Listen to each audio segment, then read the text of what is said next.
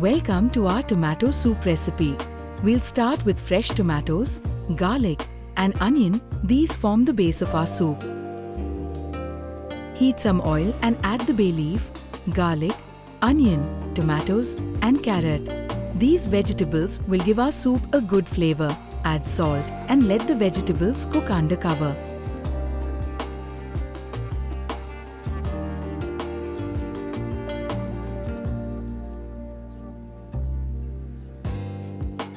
Once the vegetables are soft, let them cool a bit before blending them into a puree. Strain the mixture and add some water to get the right consistency.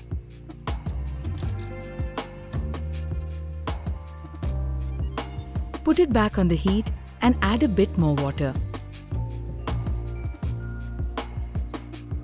Now add the seasonings pepper, Kashmiri chili powder, sugar and ketchup. Add butter and let it come to a boil.